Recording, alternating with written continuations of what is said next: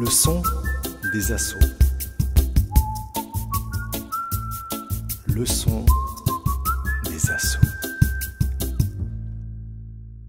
Ok, donc on est au parc de la Citadelle pour le village des associations. Notre première émission, le son des associations. Je suis avec mes 4 invités et donc avant qu'on rentre vraiment dans le sujet de notre thématique, les bonnes pratiques éco-responsables, moi tout simplement je vais vous proposer de vous présenter à nos auditeurs et aussi à nos viewers, puisque j'ai oublié de le préciser, non seulement nous sommes en radio, mais au plus vous pouvez nous retrouver sur Facebook, sur la page de la Maison des Associations et sur toutes les pages qui nous auront partagé. Alors je ne sais pas si tout le monde nous a partagé, mais j'espère que déjà ceux qui sont autour de la table, vous avez commencé à partager notre live qui est sur Facebook. Mais donc je te propose, Claire de Colécosol, de te présenter. Qu'est-ce que tu fais dans Colécosol et c'est quoi un peu ton association, de manière assez rapide, on va dire 1 ou 2 minutes par personne, de la présenter. Après on rentrera un peu plus dans les détails de l'association. Très bien, donc bonjour à toutes et à tous. Donc moi c'est Claire, au sein du Colécosol. C'est le collectif pour le commerce équitable et la consommation responsable. Donc voilà, comme vous pouvez le constater, le kakemolo, ça fait partie des aléas du live. Donc vous avez tous pu l'avoir de près. Nous travaillons donc auprès de collectivités, d'entreprises, mais aussi auprès du grand public pour apporter plus de lisibilité et de visibilité sur ce qu'on consomme. Donc pour nous, c'est important que les producteurs soient correctement rémunérés. C'est pour ça que le commerce équitable regroupe d'un côté un aspect économique, mais aussi environnemental par un cahier des charges précis et par un aspect social. Donc pour le développement de la communauté elle-même. Donc c'est des enjeux qui sont présents dans les pays qu'on appelle du Sud, mais aussi chez nous dans les pays du Nord, étant donné qu'on consomme aussi des produits locaux, des produits d'ailleurs, et que tous ces produits sont issus d'un certain processus. Et donc nous, on aimerait interpeller sur ce type de production et de consommation. Super, merci Claire. Et Marine, la tente des glaneurs, c'est quoi ? Alors bonjour, moi je m'appelle Marine Sommer, je fais partie de la tente des glaneurs. Je suis membre de cette association depuis 3 ans et je suis la secrétaire de l'association. Alors la tente des glaneurs, c'est une association qui lutte avant tout contre le gaspillage alimentaire et qui aide aussi les personnes qui sont en précarité alimentaire. Alors nous ce qu'on fait, c'est que tous les samedis, on se donne rendez-vous sur le dernier terre-plein du marché du boulevard de la Marne pour préparer le matériel et ensuite on va aller sur le marché pour aller récupérer les invendus du marché et également des boulangeries alentours.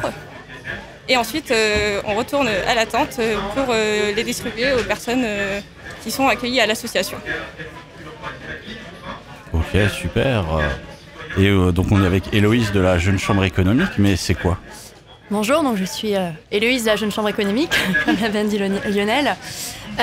Donc je suis la vice-présidente communication internationale et la directrice de la commission Zéro Mégot également au sein de l'asso, une multicasquette vu qu'on est tous bénévoles.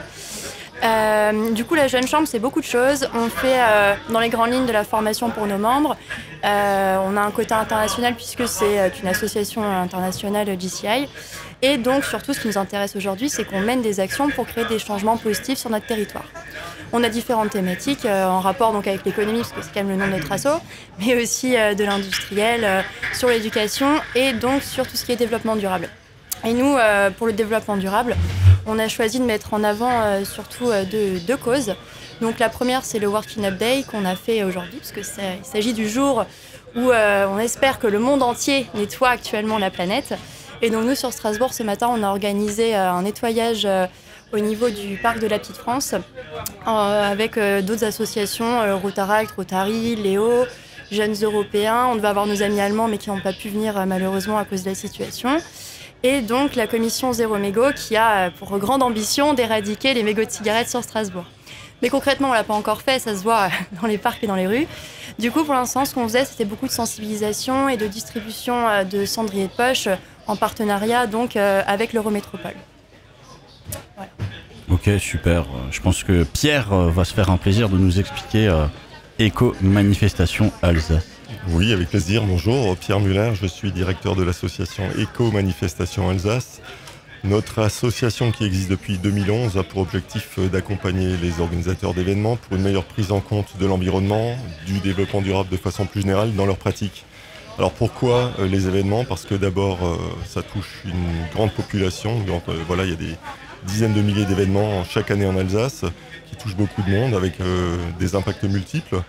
Et puis par ailleurs, l'exemplarité sur ces événements permet de sensibiliser un grand nombre de personnes. Donc on a un double effet qui se coule, un double levier, à la fois des événements qui sont moins impactants sur l'environnement et par ailleurs l'occasion de sensibiliser un grand nombre de personnes. On a un certain nombre d'outils à disposition dont je parlerai sans doute un petit peu plus tard, mais notamment la charte des éco-manifestations qui permet à la fois d'accompagner et d'attribuer un label aux organisateurs qui ont les meilleures pratiques. Voilà. Ok, super.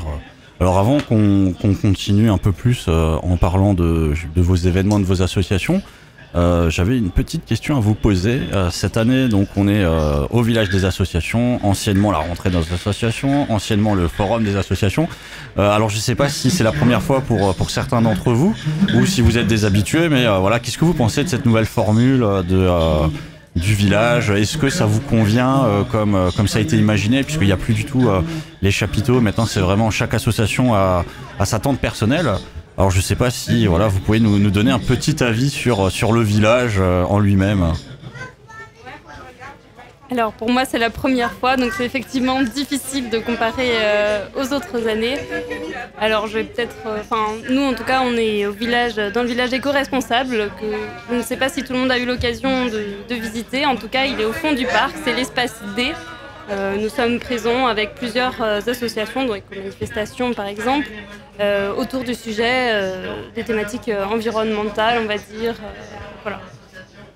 Donc au niveau correspondance par rapport aux autres années, je peux pas dire.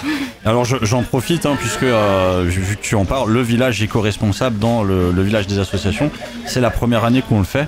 Donc c'est une nouvelle thématique, une 7e thématique qui a été ajoutée, voilà, et qui regroupe un certain nombre d'associations qui sont effectivement éco-responsables. Donc voilà, c'est la première fois pour vous. Et alors, Pierre, si je peux ajouter une remarque, oui. Parce qu'on est des habitués chez Ecomanif, je pense que cet aspect aéré est beaucoup plus agréable, d'une part, au-delà des précautions sanitaires. Et par ailleurs, la concentration des grands chapiteaux avait peut-être tendance à agréger le public. Et vu les conditions météo actuelles, on espère que cette dispersion dans tout le parc va amener les gens à se rendre dans tous les endroits, voilà, et pas seulement sous les chapiteaux comme c'était un petit peu le cas avant. Donc on est plutôt content au niveau du village développement durable. Ok. Je suis bien d'accord sur l'aspect aéré qui a été donné. Par contre, s'il faut donner un petit point négatif, c'est que sous le chapiteau, ce qui était sympa, c'est qu'on voyait plus facilement nos voisins, on pouvait plus facilement discuter avec eux quand il y avait un moment un peu de vide, typiquement la pause de midi. Et là, c'est plus compliqué parce qu'on est quand même séparés entre nous, donc le contact, faut le vouloir, quoi. C'est plus le hasard. Donc c'est juste ça, mais sinon, effectivement, c'est agréable. Et même, j'ai l'impression que par rapport à l'année dernière, le parc est est plus utilisé. Et du coup, c'est plus sympa de se balader, etc. Ça apporte un aspect promenade qui est chouette aussi, je pense, pour les personnes qui viennent. Tout à fait, ouais. L'objectif, c'est vraiment de permettre aux gens de mieux rencontrer les associations.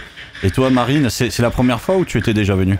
Alors non, moi j'étais déjà venue présenter l'association il y a 2 ans à la rentrée des assos. Du coup on était sous les chapiteaux.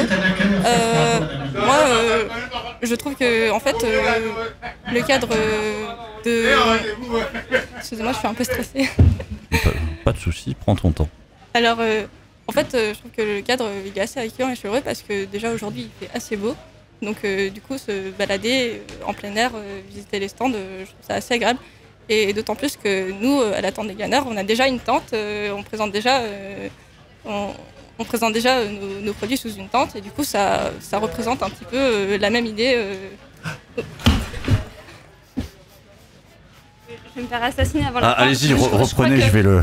En fait, je pense que je vais le descendre. Vous l'avez tous bien vu maintenant, il est temps de le ranger. Pour ceux qui nous regardent sur Facebook, si vous voyez les images, n'hésitez pas à répondre à cette question si vous avez bien vu le roll-up. Comme ça, on saura. Et donc, Marine... Oui, du coup, je disais que l'idée de la tente, en fait, ça représente un petit peu assez bien notre association. Voilà. Ok, super. Bah on va rebondir juste rapidement sur ce que tu viens de dire. Donc juste avant qu'on continue justement sur vos associations, vous personnellement, en tant que personne, donc Pierre, Héloïse, Claire, Marine, est-ce que vous avez rejoint vos structures parce qu'elles avaient justement un côté écolo responsable ou est-ce que ça a été une des raisons qui a fait que vous vous êtes engagé vous dans vos structures? Pierre, bon toi qui éco-manifestation Alsace. Oui, absolument. J'ai un autre passé professionnel et à un moment, je me suis formé, j'ai changé pour donner du sens à mon métier. Donc évidemment, si je travaille chez Éco-Manifestation Alsace, c'est parce que je voulais contribuer au quotidien à travers mon métier à changer les choses à mon échelle. Ok. Ben, pour ma part aussi, donc j'ai travaillé avant dans un autre environnement, mais ce qui était important pour moi, c'était de travailler et de faire vivre mes valeurs. Et c'est dans ce cadre-là que j'ai rejoint le Colécosol. Donc en tant qu'employée, je travaille en tant que déléguée générale. Et voilà, donc depuis février, c'est tout récent pour moi, même si l'association a déjà une 20aine d'années derrière elle. Pour ma part, moi, j'étais déjà sensible au gaspillage alimentaire déjà avant de rentrer dans l'association. Avec des amis, déjà, on récupérait des invendus, on essaie de faire de la récupération et de les redonner. Et du coup, en rejoignant cette association, ça rejoint totalement ma philosophie de vie et ce que je pensais. Et du coup, c'est par un ami qui m'avait justement parlé de cette association que j'ai commencé à la connaître. Et là, maintenant, ça va faire 3 ans que je suis dans l'association et je pars pas, je reste et voilà. Pour ma part, oui et non, parce que ce qui m'intéressait dans cette association, c'était à la fois le côté social et environnemental. Mais on peut y faire plein de choses, vraiment. On a des actions pour former les jeunes à établir un budget, par exemple, des choses qui n'ont rien à voir avec la thématique. Donc c'est le global et effectivement, ayant une sensibilité déjà à ces questions-là avant de rentrer, c'est des actions que je voulais développer au sein de l'asso, mais c'est pas forcément une des raisons qui m'a fait rentrer dans l'association, puisqu'elle est pluridisciplinaire. Ok, super. Donc je vous propose qu'on va passer à l'autre partie, et là qui va être de parler vraiment de vos associations un peu plus en détail, mais je vous propose avant ça un petit jingle pour introduire.